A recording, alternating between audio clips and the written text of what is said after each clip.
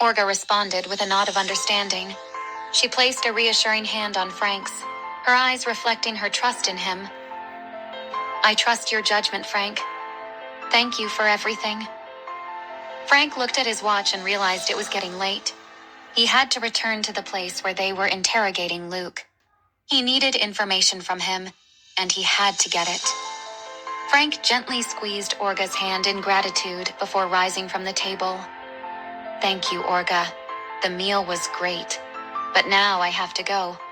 With one more glance at Olga, Frank made his way to the door, his mind already shifting gears back to the pressing matter at hand. He couldn't afford to waste any more time. He stepped out into the cool night air, his thoughts racing with anticipation and determination. He had a task to accomplish, and he would see it through to the end. He entered his car and drove off. Arriving at the secluded location where Luke was being held, Frank steeled himself for what lay ahead. He knew that extracting information from Luke would not be easy, but he was prepared to do whatever it took to get the answers he needed. Luke couldn't dare talk about Nick or James, so he denied everything. I did it. I was the one who took pictures of you. I did it myself and alone. Frank's expression darkened. Don't try to play more games, Luke. I have pictures of you and Nick together. He gave you the document. I saw it with my own eyes. But you're still saying you did it yourself? Frank's voice was low and intense, his eyes piercing through Luke's facade. I can't, Luke stammered, his voice barely above a whisper. I can't tell you anything. You don't understand what's at stake. Frank's jaw clenched in frustration, but he refused to relent. He had come too far to let Luke's resistance derail his mission. With a calculated move, he leaned in close, his voice a menacing whisper. Listen to me, Luke, Frank growled, his tone dripping with menace. I don't have time for games, and I don't care what you think is at stake. You're going to tell me everything, or I swear to God you'll regret it. Please, I will go to the public and say that I made everything up for fame. I will do everything you tell me, but I can't expose the source. You can kill me now because if I tell you, I might die a worse death. But if you let me live, I will apologize. I will do anything. Frank's eyes narrowed as he weighed Luke's words. He could sense the genuine fear in the man's voice, mixed with a desperation that hinted at deeper secrets. Frank thought for a moment. He knew killing Luke wouldn't solve his problems, and forcing him to reveal his source might put him in even greater danger. That wouldn't benefit him. All he wanted was to clear Maggie's name. Frank's expression softened slightly, though the intensity in his eyes remained. I don't want to kill you, Luke, but I need the truth, and I need it now. You've put both of us in a difficult position. Frank continued, his voice firm but measured. Here's what's going to happen. You're going to give me everything you have on this matter. Every piece of evidence, every picture they gave you, and everything. And you're going to swear to me that you'll never come after me, especially Maggie, again. In the future, when I need your help, be ready to offer your service. In return, I'll let you go. But make no mistake, Luke. If I find out you've double-crossed me, there will be consequences. Do you understand? Luke nodded frantically, relief flooding his features. Yes, I swear. I'll give you everything. Just please let me go. I won't trouble you again, I promise. Now, I want to see your story in the morning when I wake up. Say that Maggie and I are not lovers. You made that up. I was helping her with her strained ankle. You saw that. And you thought you could use that to your advantage. Luke's voice trembled as he spoke. As soon as I leave this place, I will release a statement, and I will also make a video if you want. Good. With a nod of satisfaction, Frank motioned to his men to release Luke from his restraints. As Luke stumbled to his feet, Frank's gaze bore into him one last time. This is your only chance, Luke. Don't make me regret it. And with that, Frank turned and strode out of the room, leaving Luke to grapple with the consequences of his actions.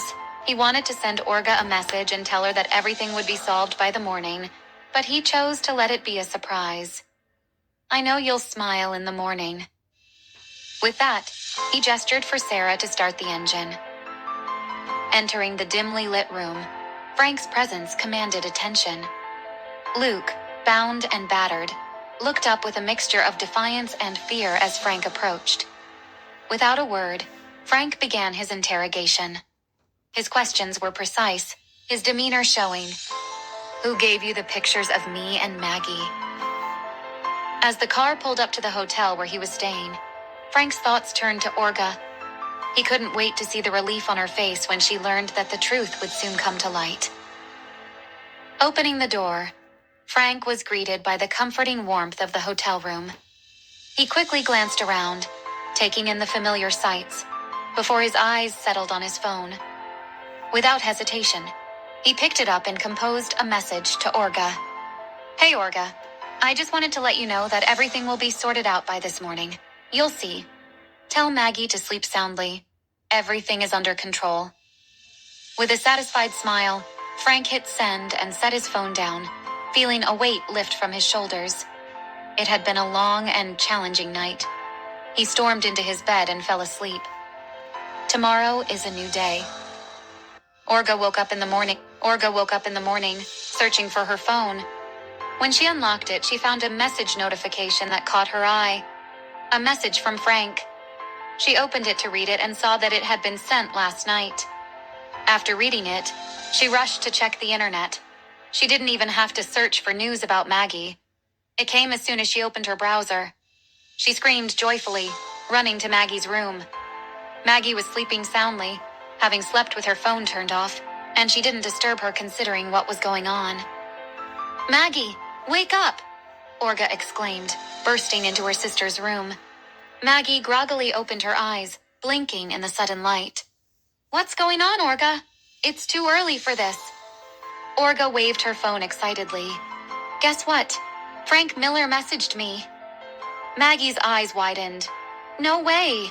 What did he say?" Olga couldn't contain her excitement as she read Frank's message aloud to Maggie. He said, "Hey, Olga, I just wanted to let you know that everything will be sorted out by this morning. You'll see. Tell Maggie to sleep soundly. Everything is under control." He sent this last night, but I just saw it. Maggie's grogginess vanished in an instant as she processed Frank's words. "Oh my God, really? Does that mean?" Olga nodded vigorously, a wide grin spreading across her face. She showed Maggie the news. "Yes, Maggie, look at this. The news is already out. It's all over the internet. They've retracted the story about us, and they're saying it was all made up for fame." Maggie couldn't believe what she saw. Her eyes welled up with tears of relief and gratitude. "I can't believe it. After all that stress and worry, it's finally over." Olga pulled her into a tight hug, feeling a rush of emotions coursing through her. "I told you everything would be okay, Maggie." Maggie returned the hug, and her voice choked with emotion. "Olga, I'll never forget what Frank did today. This was the first disaster I have ever experienced since I entered the entertainment industry. I really didn't know what to do. Please thank him for me." Olga held her sister tighter, feeling a surge of gratitude towards Frank as well. "I will, Maggie. Now wake up and go to work. I believe your manager is looking for you, and I am going to take Kaya to school. Catch up later." They all woke up and got ready for the day. When they approached the dining table for breakfast, Maggie took her seat. "I think we owe Frank a big thank you," she said, pulling away slightly to wipe away her tears. "I can't imagine how he managed to sort this out so quickly." Olga nodded in agreement. "Absolutely. We should definitely find a way to show our gratitude. But first, we need to celebrate. This calls for a special breakfast, don't you think?" After making sure Kaya was settled into her class, Olga turned to leave in a cab. Sitting in it, she thought about all the troubles that James had to go through. She said to herself, "I think this man thinks we're afraid of him. If I let him do whatever he wants, he will continue to cause trouble for us, especially my daughter. I need to give him a piece of my mind. I need to warn him. He might think that I am still the same Olga he knew 5 years ago. She was ready to face the man who had broken her again. She had sworn to herself that she would never see him again. But now she realizes that he will never leave her alone. He will hurt those who are close to her. She needs to be stronger. With that, she told the cab driver, "To the Hawkins Corporation offices, please." Olga's heart raced as the cab pulled up to the imposing building that housed Hawkins Corporation. She was here to see the big boss, who had been her boyfriend and who was now trying so hard to hurt her. But what she didn't know was that he missed her so much that he was trying so hard to make her his again. She took a deep breath, steeling herself for what lay ahead. Stepping out of the cab, she straightened her posture, her determination solidifying with each step toward the entrance. It had been 5 years since she had set foot in this building. She couldn't help but feel a surge of memories flooding back. Memories of a time when this place was familiar, when James Hawkins' presence loomed large in her life. But now, things were different. She was different. She heard a voice calling her name loudly. "Olga! Olga!" Jackson hugged her and held her so hard that she could barely breathe. After a minute of a friendly embrace, he finally let go of her. He looked at her in disbelief. He was surprised, happiness evident in his eyes. "Olga, it's really you. You are even more beautiful than I remember. Did you come to work again? God, let me go tell the whole team of your return." Olga remembered when she was a part of the team, a team that treated her like the only sister they had ever had, the team that she missed so much. Here she was, facing the people she missed. Olga smiled warmly at Jackson, feeling a mix of nostalgia and gratitude for the warm welcome. "Jackson, it's good to see you too. I missed you, but I'm not here to work again. I just had some things to take care of. Maybe we should have lunch together as a team before I leave. I will wait until your lunchtime. How are the others?" "Okay, don't answer. Just go tell your team that your little sister is here." Jackson's eyes lit up with excitement at the prospect of reuniting with the team. "Of course, Olga.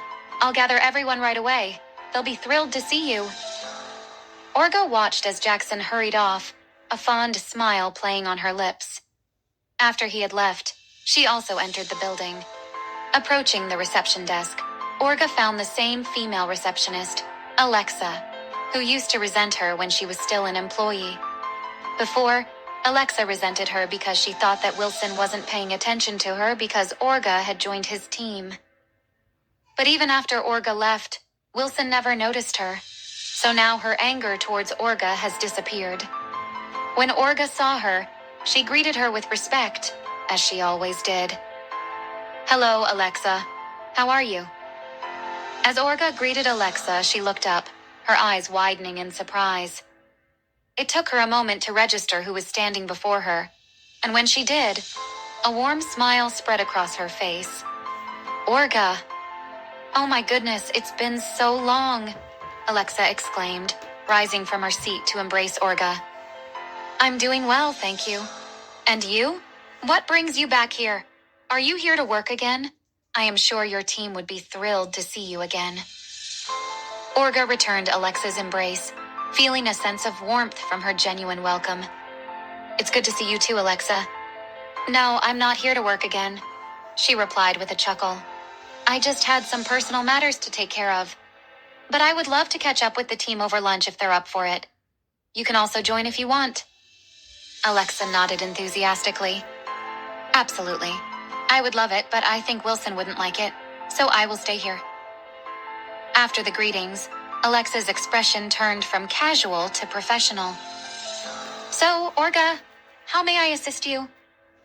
"I am here to see the CEO," Olga said, her eyes flashing with steely resolve. "Is he in the office?" "I have something to discuss with him personally." Alexa looked at her apologetically. "Do you have an appointment with him? Because now Mr. Hawkin is in a meeting and can't be disturbed."